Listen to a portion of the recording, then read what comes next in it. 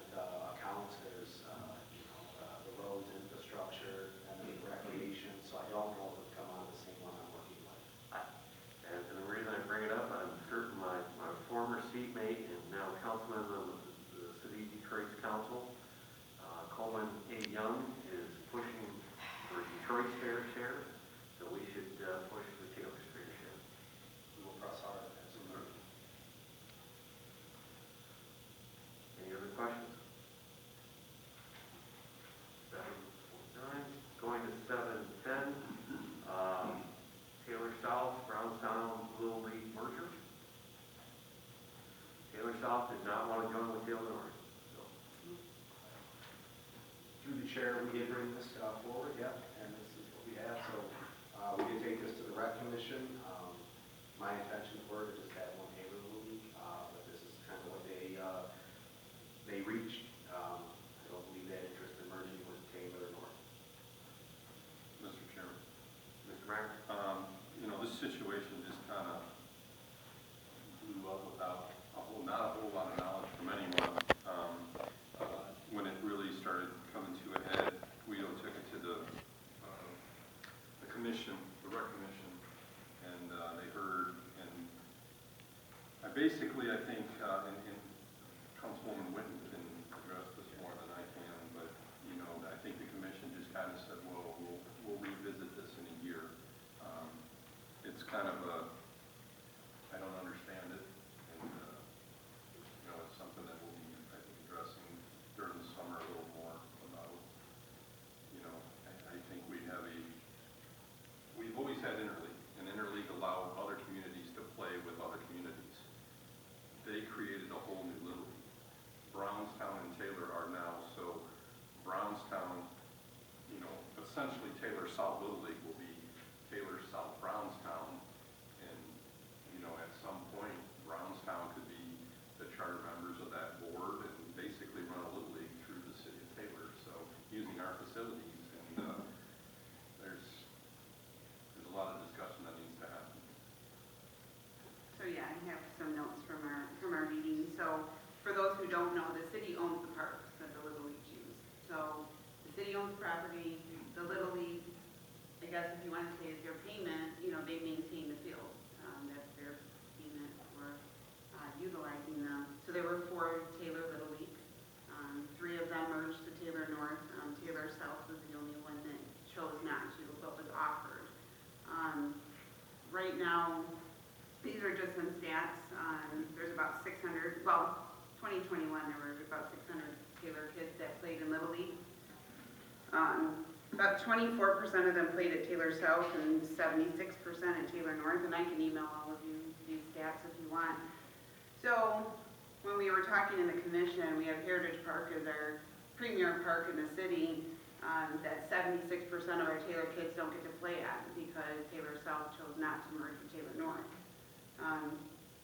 Taylor North League right now is about 66% Taylor residents. That's not 100% because Little League's boundaries do extend into other cities, as well as if somebody attends school in Taylor, they can get on, I don't know if they call it a waiver, but Taylor South, on the opposite side, Taylor South Brownstown, according to the numbers that I did get, would end up being about 63% Brownstown, 37% Taylor. So we're going to utilize fields that taxpayers pay for at our premier park that predominantly benefits Brownstown residents.